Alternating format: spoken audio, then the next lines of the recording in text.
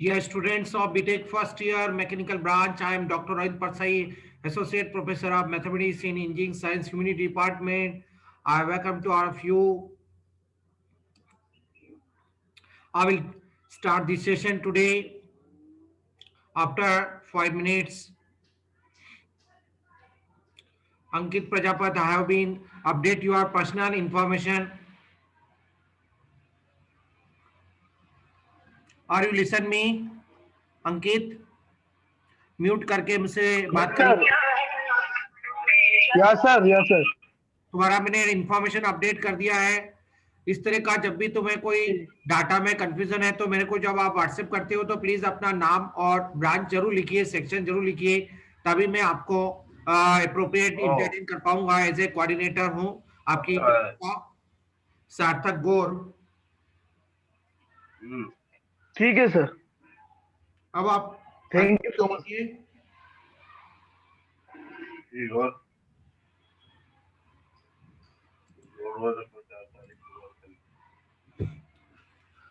यदि हम लोगों के पास लेक्चर में गैप होगा तो मैं मोस्ट प्रोबेबल केस में 5 मिनट पहले आप लोगों को क्लास ज्वाइन करूंगा ताकि हम लोग अपना सेशन स्टार्ट कर सकें. हमारा जैसे CDGI का सिस्टम है कि यदि आपका किसी का कोई क्लास नहीं है तो हम 5 मिनट पहले आपकी क्लास में एंटर करते हैं ताकि 5-7 मिनट में अटेंडेंस को लेके सारी चीजें हो जाती हैं. एक और बात मैं आपको बोलना चाह रहा हूँ अंकित, आप पूरे क्लास में रहना है और आप एक और काम कीजिएगा. जो भी पार्टिसिपेंट का है, जब हमारे यहाँ क्लास पूरा हो रहा होगा 5 मिनट पहले, 5-7 मिनट पहले आप स्क्रीन शॉट मुझे अटेंडेंस के लिए मेरे इस व्हाट्सएप नंबर पर भेज दीजिएगा पार्टिसिपेंट का. ठीक है, जैसे मैं आपका अटेंडेंस ले सकूंगा. और एक और काम आप कर सकते हैं, जब भी अभी मैं वो इंस्ट्रक्शन कॉमन है सभी को बाद में दूंगा. एक और इंस्ट्रक्शन आपके उसके लिए है,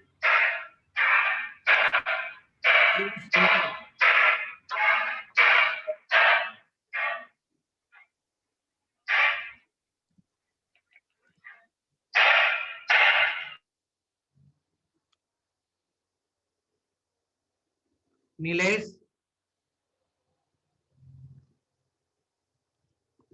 लचेटा, पीयूष,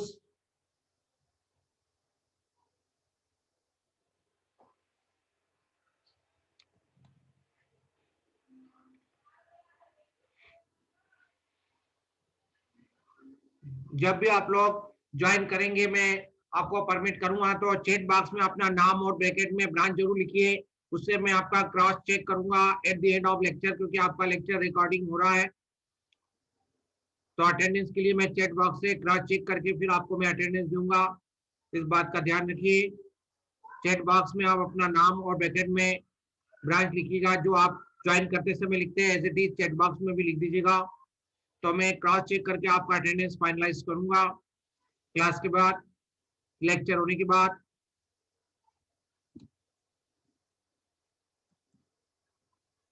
अनिकेत चौहान, सुनील और विशाल,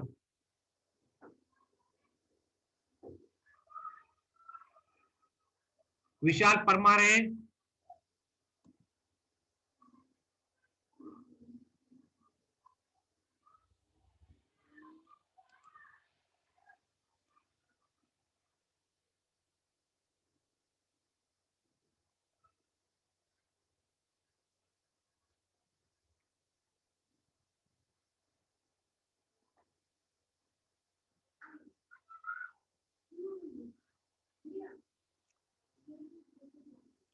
हर्ष वर्मा,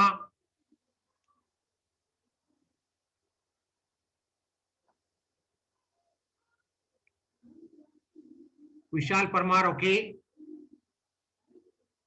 सौरभ परिहार ऑल्सो ओके,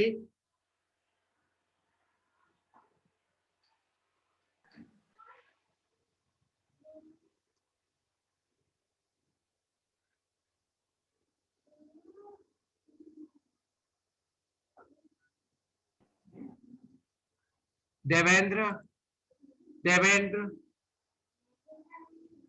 एक ही देवेंद्र है, कभी कभी एक नाम के दो स्टूडेंट होते हैं, तो अपना सरनेम प्रॉपर लिखिए फादर के नाम के साथ, तो ज्वाइन कीजिए। देवेंद्र नगर, राहुल पाल, दर्शित ने सेका को से डर को मार रख रे को पकड़न करने वाला सी राहुल पाल,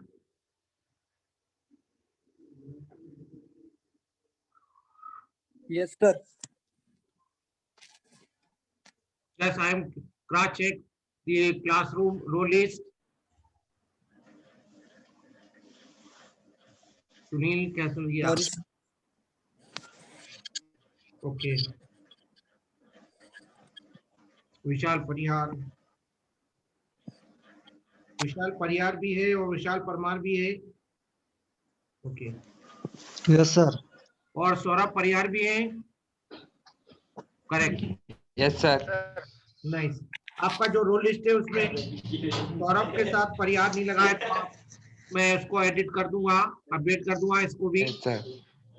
बेटे नहीं, बस हम मैंने 5 मिनट पहले क्लास स्टार्ट किया है ताकि हम लोग अपना अटेंडेंस का काम कुछ कर लें, इंपॉर्टेंट चीजें कर लें। फिर बस 3 मिनट के बाद मैं आपके सामने सेशन स्टार्ट कर रहा हूँ।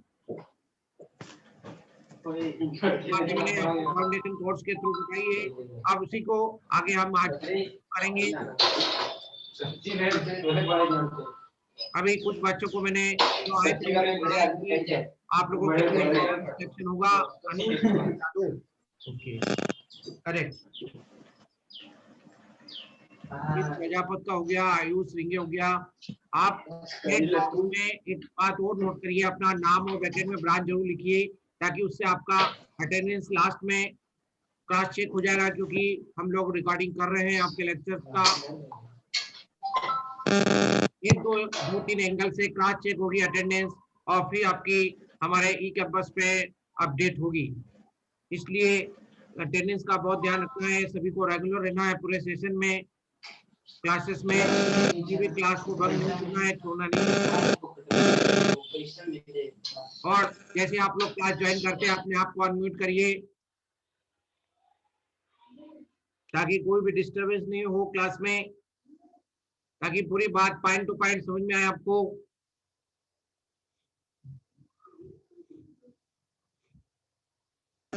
बात एक करेंगे फिर और आज सेशन स्टार्ट करेंगे।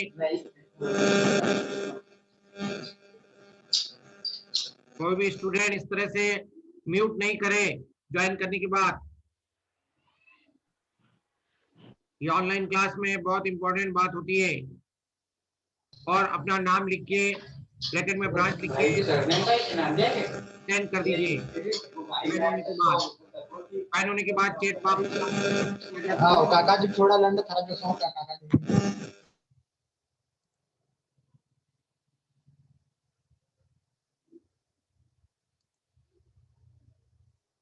साइड जे एनर्जी कर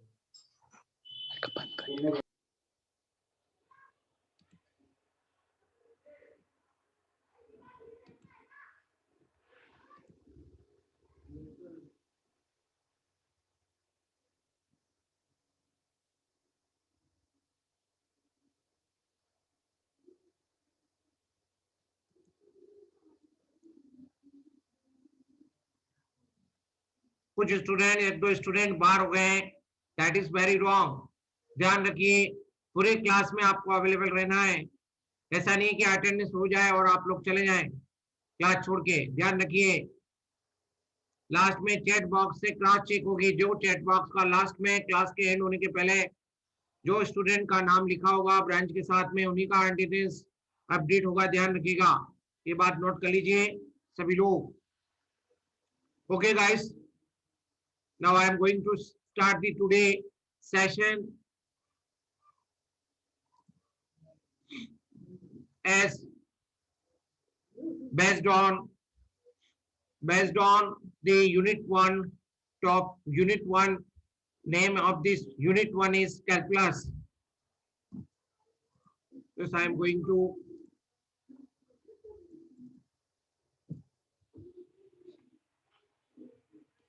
Just wait for the screen.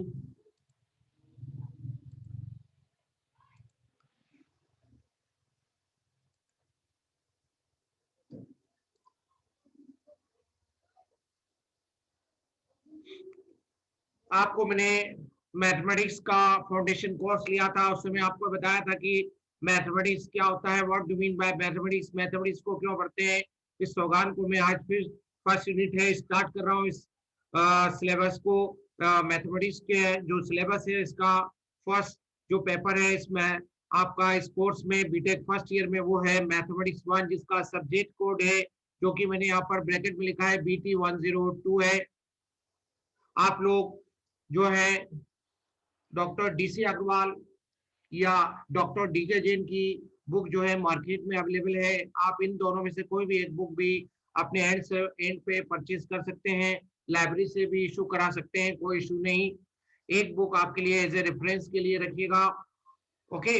और दूसरी बात यह है आपके सामने कि मैथमेटिक्स क्यों इतना यूजफुल होता है, इसका मैंने एज ए एक्सपीरियंस से आपके सामने पहले बताया था, अभी फिर से बोल रहा हूँ कि mathematics is a tool of science and root of technology. ये टेक्नोलॉजी का जड़ है और साइंस के लिए एक औजार का काम करता है।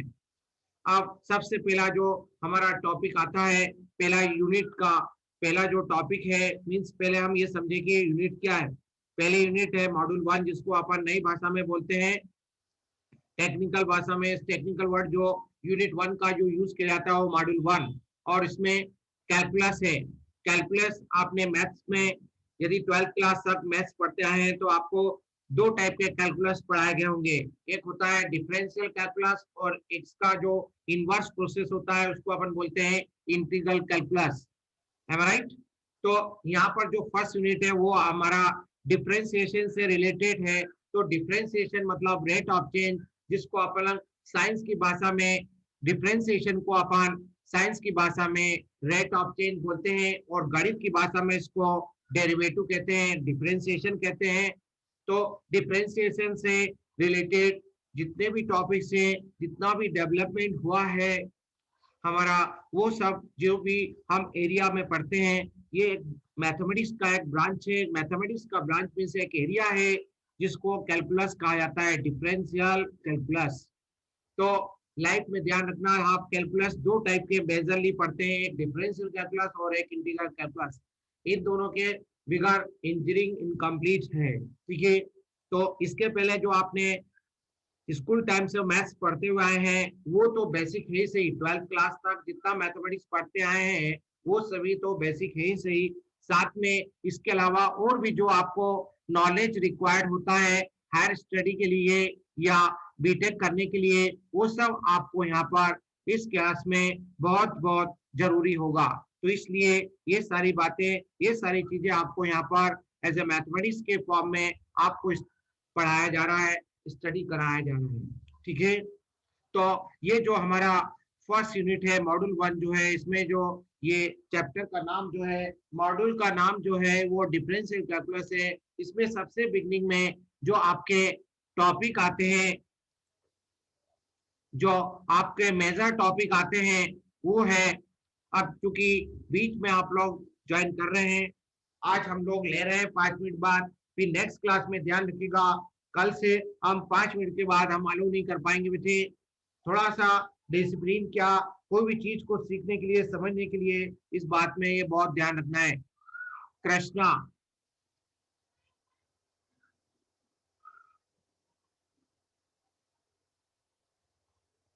पढ़ाई को टाइम पास के रूप में नहीं लेना है। कृष्णा,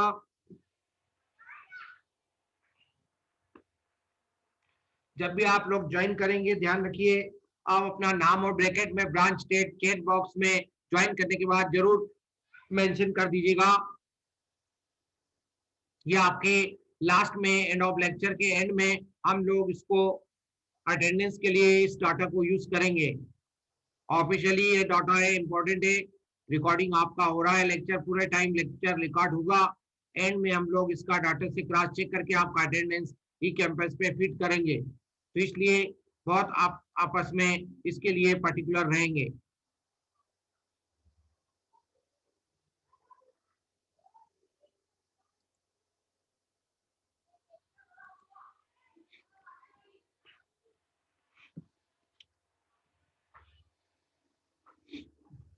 तो मैं आपके सामने आपको इस सेमेस्टर के स्टार्टिंग का क्या बेसिक है मैथ्स के लिए, मैथ्स क्यों पढ़ रहे हैं इसके बारे में ये सारी बातें इंपॉर्टेंस की बता रहा था, और क्यों मैं टाइम को महत्व दे रहा हूँ कि आज के समय में टाइम बहुत लाइफ में इंपॉर्टेंट होता है। जिसने टाइम को नहीं समझा वो फिर कुछ भी समझ नहीं पाएगा। ठीक है, तो हमें इस चैप्टर के फर्स्ट चैप्टर जिसका नाम मॉड्यूल 1 है, इसका नाम डिफरेंशियल कैलकुलस है, डेरिवेटिव से डिफरेंशिएशन से रिलेटेड जितने भी डेवलपमेंट हुए वो सारे के सारे हम इस यूनिट 1 में मॉड्यूल 1 में सीख रहे हैं। एक एक करके आज कुछ बातें सीखेंगे।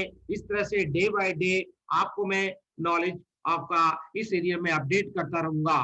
ठीक है, ये मेरा पूरा प्रिंसिपल है, ये मेरा पूरा एम है आप सभी के डेवलपमेंट के लिए। ठीक है, इसलिए कहीं भी कोई भी समस्या आती है, आप क्लास के बीच में मैं क्वेश्चन पूछता हूं तब भी आप म्यूट करके मुझसे क्वेश्चन का आंसर मेरे देंगे। और यदि आपको कोई समस्या है तो आप मेरा इंडिविजुअल व्हाट्सएप आपके पास ही से आप उससे भी मेरा अपना डाउट क्लियर कर सकते हैं, कॉल कर सकते हैं, कोई दिक्कत नहीं। ठीक है, ये दोनों ऑप्शन आपके लिए फ्री हैं। और जब ऑफलाइन हम लोग की क्लास शुरू हो जाएगी तो आप लोग आपको एक अपनी सीट पे जो अवेलेबिलिटी होती है आप लोगों का भी चालू हो जाएगा, तो फिर आप लोग भी आके वहां पर पर्सनली बात कर सकते हैं, डिस्कशन कर सकते हैं। ओके गाइस, आगे बढ़ रहे हैं हम इस दौर में। तो हमें दो इंपॉर्टेंट कैलकुलस में थ्योरम्स होते हैं। थ्योरम्स मतलब स्टैंडर्ड रिजल्ट। थ्योरम किसको बोलते हैं? एक्चुअली एडवांस भाषा में जो शब्द यूज किया जाता है वो थ्योरम होता है। सिंपल भाषा में बोलते हैं रूल्स। ऐसे दो रूल्स हमारे कैलकुलस में बने हैं, जिसमें से पहला है मीन वैल्यू थ्योरम, और उसके बाद एक रोली नाम का साइंटिस्ट हुआ जिसने इसको डेवलप किया, मीन वैल्यू थ्योरम को अपडेट किया, और इसको हम रोलिस थ्योरम के नाम से जानते हैं। ये दोनों के दोनों थ्योरम्स आपने, ये दोनों के दोनों रिजल्ट्स आपने 12th क्लास में डिफरेंशियल कैलकुलस में पढ़े हुए हैं। लेकिन क्या होता है, आप लोग वहां पर स्कूल लेवल पर इतना उसको ध्यान नहीं दे पाते हैं, इसलिए क्योंकि आपको ये मालूम नहीं रहता है कि ये कितना आगे इम्पोर्टेंट होगा, कितना यूजफुल रहेगा। यदि पढ़ाई आगे कंटिन्यू करना है तो नॉलेज तो हमें गेन करते रहना ही पड़ेगा। तो ये मैं लाइन आपको पहले भी कह चुका हूँ बेटे, आप सभी के लिए कॉमन इंस्ट्रक्शन फिर से दे रहा हूँ जो मैंने फाउंडेशन क्लास में दिया था। हर बात को रिपीट करूंगा, आप इसकी चिंता नहीं करें, मेरी भाषा बहुत सिंपल होगी, हिंदी में ही बोलूंगा। जो शब्द इंग्लिश में आपको समझ में नहीं आते उसका ट्रांसलेशन भी आपको पैरेलल में करते हुए आपको समझाऊंगा। ओके गाइस, तो आपने अब आते हैं हम लोग इसके पॉइंट पर, अगले इंपॉर्टेंट फेज पे आते हैं, नेक्स्ट स्लाइड पे आते हैं कि क्यों हमें इन थ्योरम की आवश्यकता पड़ी।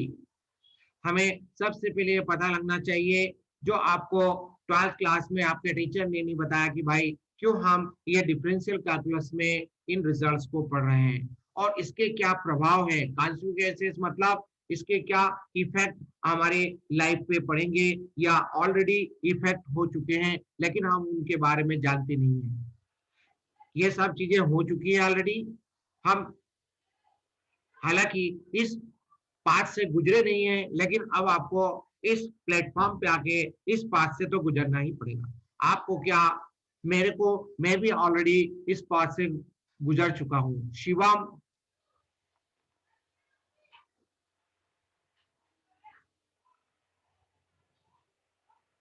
इस पाथ से हम लोग गुजर रहे हैं, टाइम टू टाइम हम लोग डिस्कशन कर ही रहे हैं।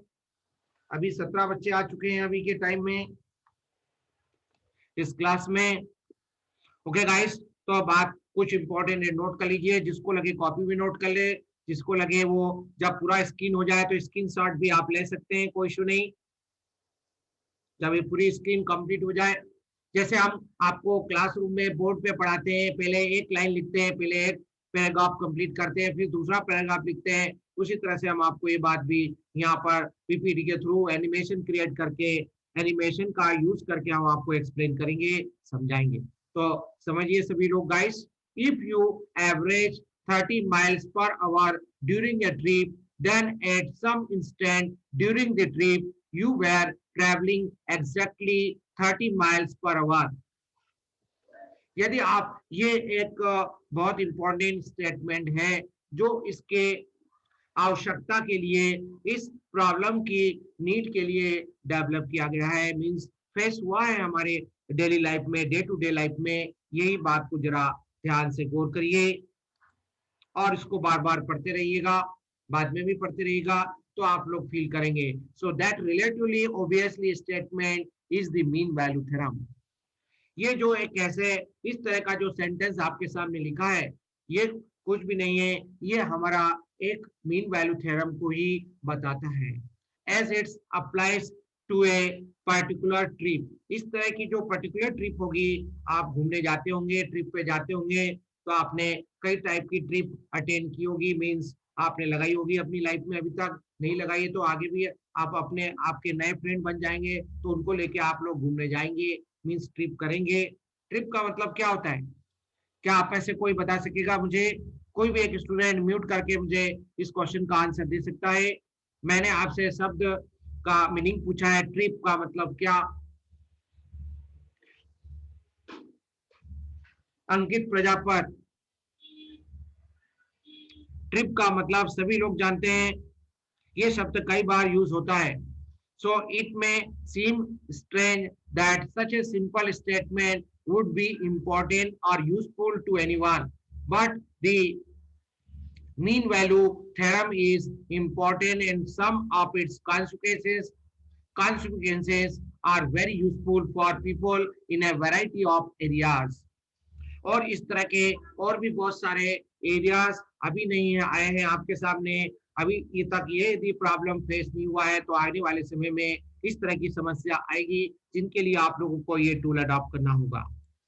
अभी मैं इसका बेसिक थ्योरी बता रहा हूँ, फिर इसके बाद इसको मैं मैथमेटिकली भी एक्सप्लेन करके आपको आने वाली स्लाइड में आज बताऊंगा। आज नहीं हुआ तो मैं कल की क्लास में, नेक्स्ट क्लास में डेफिनेटली कंटिन्यू करूंगा। अभी हम इसका बेसिक समझेंगे। मैं हर चीज को, हर बात को आपके बेसिक से बेसिक से ही स्टार्ट करके आपको समझाऊंगा। कोई भी नई बात आपको ऐसे लगेगी नहीं कि वो नहीं है, फिर आपको बहुत इजी लगने लगेगी। तो गाइस मैं आ रहा हूँ आपके सामने। Many of the result in the rest of this chapter depends on the mean value theorem, and one of the corollary of the mean value theorem will be used every time and we calculate an integral in later chapters. इसके बाद फिर हम लोग next chapter जो होगा उसमें हम लोग इसका एप्लीकेशन देखेंगे एज एन इंटीग्रल कैलकुलस के फॉर्म में। अभी आपका स्लाइड कंप्लीट हो गया है, आई थिंक सो। ये फर्स्ट स्लाइड इस चैप्टर की फर्स्ट टॉपिक्स की जो हमने इसमें आपके सामने जो मैंने सब्जेक्ट टॉपिक्स का दिया था। आज की ये क्लास पहली है हमारी क्लास में, हालांकि ये सेकंड लेक्चर है, फाउंडेशन एक क्लास हो चुका है। A truly delightful aspect of mathematics is that an idea, मैंने एक एक बात को, एक एक शब्द को बहुत ध्यान से गौर करेंगे और फिर बाद में इसका चिंतन आराम से और भी करना चाहे तो आप इसका रीजनिंग कर सकते हैं, क्योंकि मैथ्स में यदि आपने रीजनिंग नहीं किया तो मतलब फिर वो डेवलपमेंट जो है आपको दूसरे सब्जेक्ट में भी हर्डल का काम करेगा, एक प्रॉब्लम परेशानी क्रिएट करेगा। इसलिए मैं चाहता हूँ आप यदि मैथ्स को अच्छे से ध्यान से पढ़ लेंगे तो आपको कोई भी सब्जेक्ट इतना कठिन नहीं लगेगा, बहुत सिंपल लगेगा आपको। An idea as simple and obvious as the mean value theorem can be so powerful, इसलिए ये इतना पावरफुल हो गया है, इंपॉर्टेंट हो गया है। So before we state the mean value theorem and examine some of its consequences, we will consider a simplified version called Rolle's theorems. वही जो मैंने आपसे कहा था बेटे, तो आपसे एमसीक्यू कर सकता है एग्जामिनर, एमसीक्यू टाइप के क्वेश्चन भी आपसे एग्जामिनर पूछ सकता है। यदि सब्जेक्टिव क्वेश्चन नहीं पूछता एग्जामिनर तो आपसे ऑब्जेक्टिव क्वेश्चन एग्जामिनर कर सकता है, नहीं तो मैं भी कर सकता हूँ, कोई भी कर सकता है। तो आपको ये एक क्वेश्चन इस पर बनता है अभी तक जो मैंने आपको समझाया सिखाया कि बताइए कि जो मीन वैल्यू थ्योरम होता है उसका पहला सबसे यूजफुल कॉन्सिक्वेंस क्या है। सबसे पहला इसका इफेक्टिव जो है, इफेक्ट जो पड़ा है वो है रोलिस थ्योरम। उसको हम लोग एज ए रोलिस थ्योरम के नाम पे कहा जाता है। तो व्हाट इज इट, पहले हम इसको ज्योमेट्रिकली समझते हैं रोलिस थ्योरम को, फिर हम इसकी मैथमेटिकल जो परिभाषा है, डेफिनेशन है, वो हम आपको समझाएंगे। क्योंकि मैथमेटिकल परिभाषा तो आपने 12th क्लास में पढ़ी है, ठीक है। आप में से कुछ ऐसे स्टूडेंट हैं आई डू नॉट नो कि कुछ लोग जो आईआईटी की कोचिंग की होगी उनको आईआईटी के स्टैंडर्ड से, जो यहाँ पर भी आपने कोचिंग की होगी आईआईटी स्टैंडर्ड की, आपने मैथ्स की बुक पढ़ी होगी, तो आपको इसमें पहले इसका ज्योमेट्रिकल इंटरप्रिटेशन बताया गया होगा। तो इसलिए चूंकि इस क्लास में सारे लेवल के स्टूडेंट हैं, लो लेवल से हाई लेवल, तो मेरा जो क्लास होता है वो लो लेवल से हाई लेवल की तरफ सारे स्टूडेंट के लेवल के लिए होता है।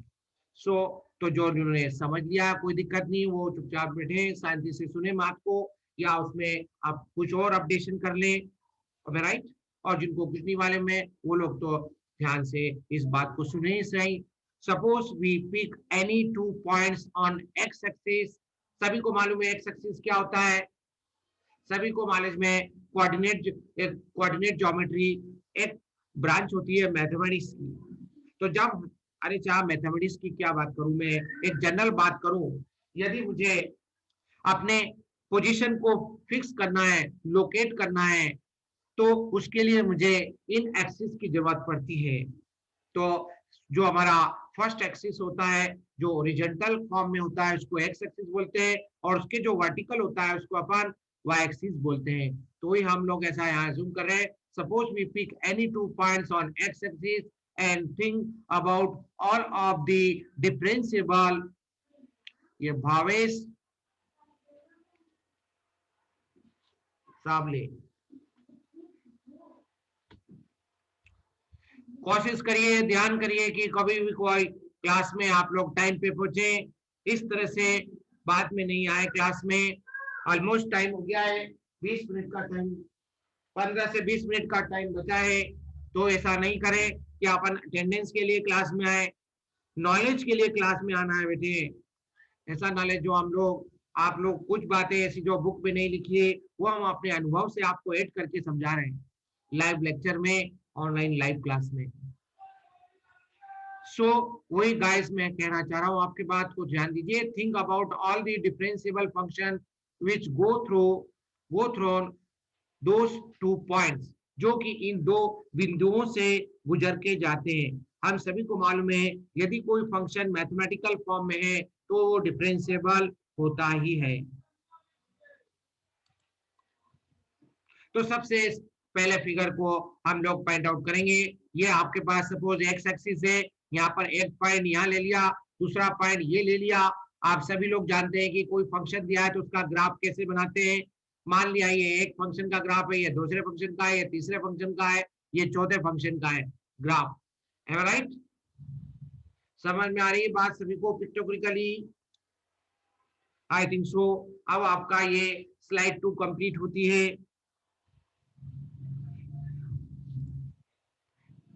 ओके बेटे, नाइस। आप मेरे क्लास में पूरे टाइम रहोगे, आपको हर चीज समझ में आएगी, इस बात का मेरा दावा है, ठीक है। देवेंद्र अगर रेस दी हैंड, हाँ बोलिए देवेंद्र, कहिए बेटे, म्यूट करके मुझसे बात करिए बेटे। आपको इस बात को दोबारा बता रहा हूं, मेरे को ऐसा लगता है आप इस क्वेश्चन को दोबारा समझना चाहते हैं, इस एस्पेक्ट को, ठीक है। फिर से रिपीट करता हूं मैं आपके सामने। ये देख रहे हैं आप लोग, ये आपका एक्स एक्सिस से एक पॉइंट एक्स एक्सिस पर सपोज ये मान लिया और ये दूसरा पॉइंट है। जब आप समझ करो, चलो ये एक्सिस को छोड़ो, आपको यदि कोई फंक्शन दिया है एक्स का, एक्स इसमें इंडिपेंडेंट है और उसका यदि ग्राफ बनाना है तो आप ग्राफ बनाते हैं ना। मान लेता हूं ये एक फंक्शन का ग्राफ है, ये दूसरे फंक्शन का ग्राफ है, ये तीसरे फंक्शन का ग्राफ है। फिर आप लोग देखते हैं पॉइंट ऑफ इंटरसेक्शन, देखते हैं कि वो एक्स एक्सिस पे कहां पर इंटरसेक्ट कर रहा है। अभी जो रिसेंटली आया है इंद्रजीत आया, अंकित, लास्ट में जब अपडेशन होगा उसमें पार्टिसिपेंट का स्क्रीनशॉट लेके मुझे शेयर कर दीजिएगा for taking attendance point of view. तो मैं आपके सामने कह रहा हूं बेटे, मान लीजिए कोई फंक्शन है जिसका एक ग्राफ है, ये दूसरा फंक्शन है उसका एक ग्राफ है, जो एक्स एक्सिस को इन कॉमन पॉइंट पर इंटरसेक्ट कर रहा है। इस तरह से ये आपके सामने वेरिएशन हो रहा है। वेरिएशन होना मतलब रेट ऑफ चेंज। हम लोग क्या करते हैं, इस पॉइंट पर यदि हमें इसका स्लोप निकालना है तो हम इस पॉइंट पर एक टेंजेंट का जो स्लोप होता है वही ज्योमेट्रिकली ऑर्डिनरी डेरिवेटिव को रिप्रेजेंट करता है। अभी बस इस बात का ध्यान दें, फिर हम आगे और भी बढ़ेंगे। Think about all of the differentiable function which are go through on those 2 points. हम उन सारे डिफरेंशिएबल फंक्शन की बात कर रहे हैं जो इन 2 पॉइंट से गुजर के जा रहा है। ओके गाइस,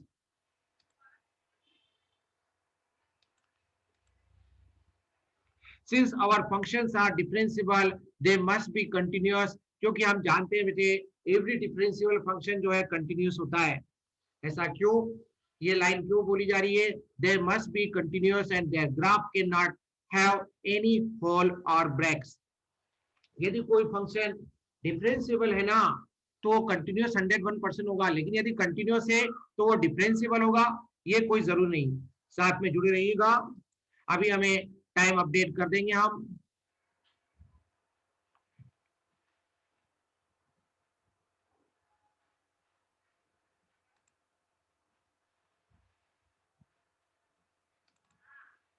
अभी आप जुड़े रहिए, क्योंकि अभी 1-2 दिन पहले से जूम ने टाइम का बहुत रिस्ट्रिक्शन कर दिया है, 40 मिनट फिक्स कर दिया है, ठीक है, और अधिक से अधिक 45 मिनट, इससे ज्यादा हम लोग फ्री वर्जन नहीं है, ठीक है।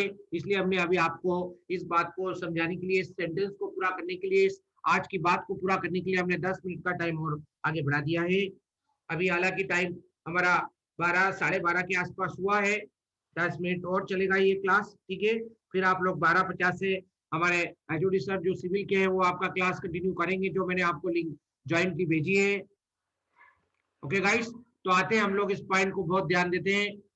बहुत इंपॉर्टेंट बात आ रही है, ये आपके सामने मैं फिर से रिकॉल कर रहा हूँ सभी को। ये कह रहा था मैं आपसे कि every continuous function is not differentiable but every differentiable function is continuous.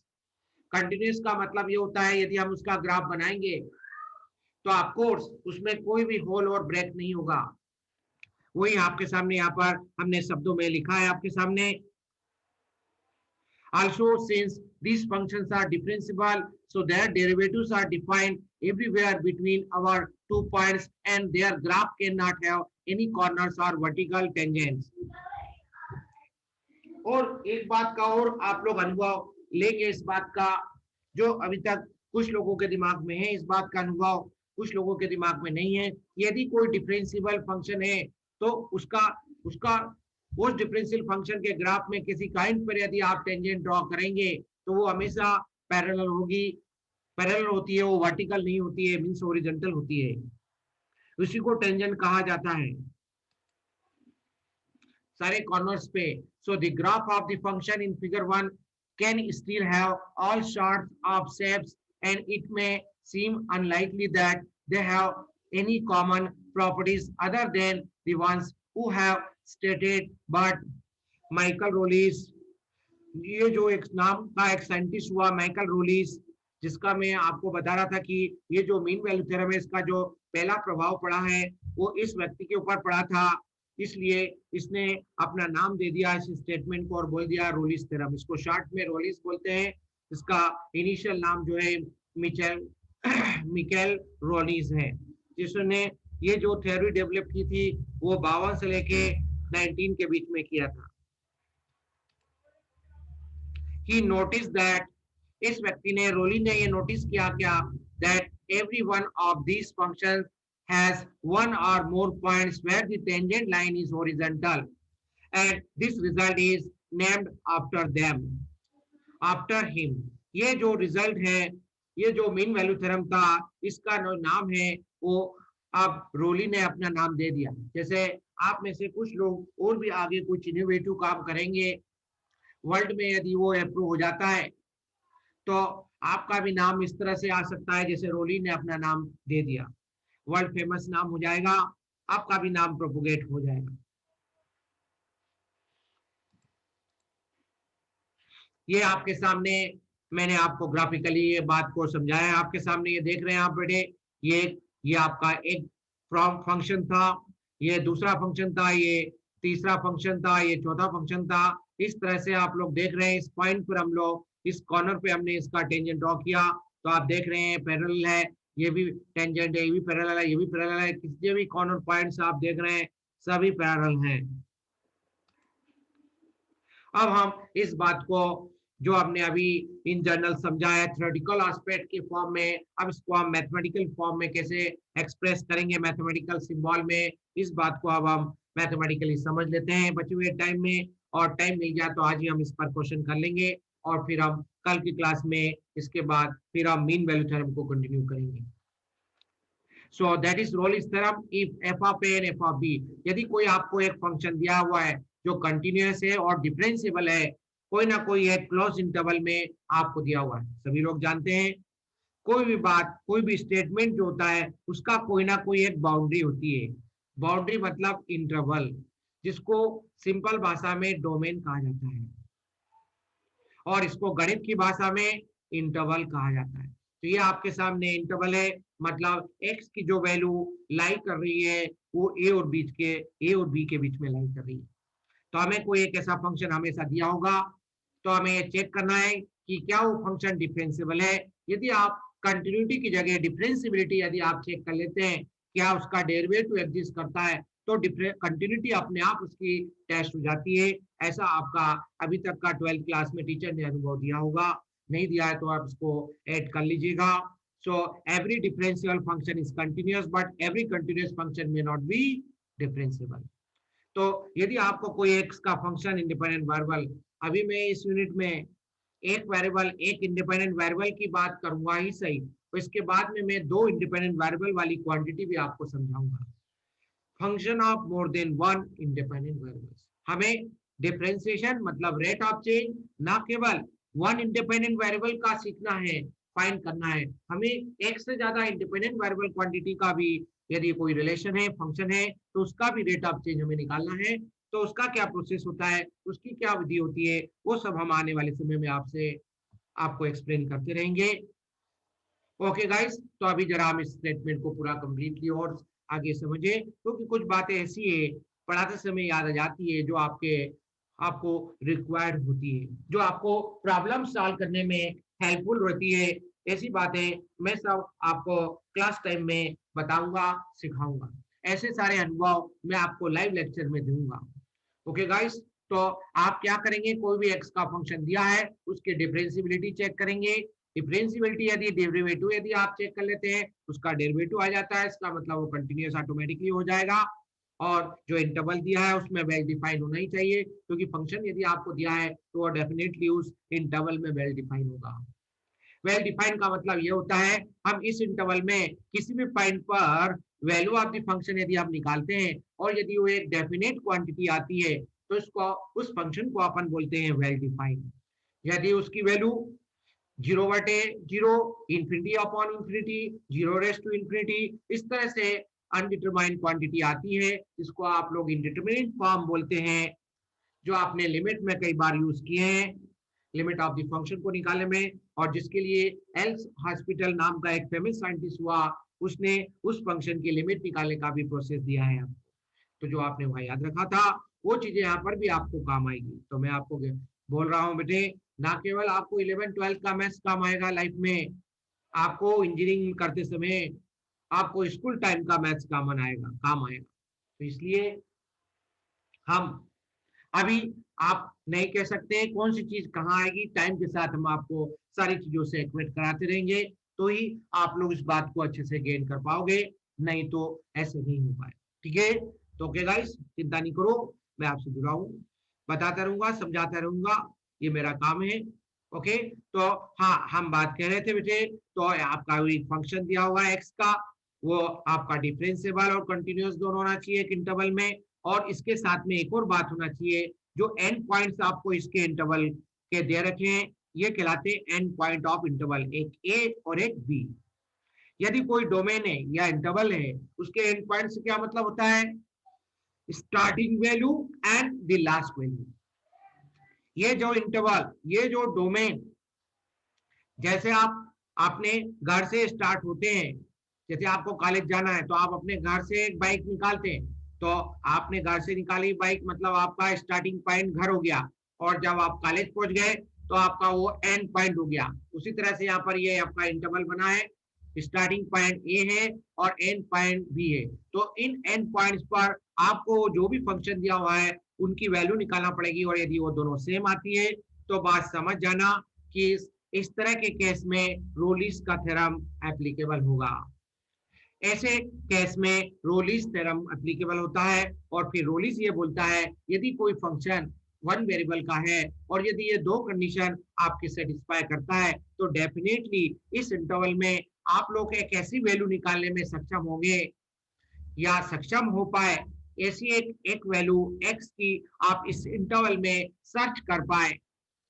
एक ऐसी वैल्यू आपने इस इंटरवल में सर्च कर ली, कम से कम एक वैल्यू तो सर्च करना ही है। मिनिमम, ये इसकी मिनिमम कंडीशन है बेटे। एटलीस्ट का मतलब होता है कम से कम एक तो आपको ऐसी वैल्यू ढूंढना ही पड़ेगी।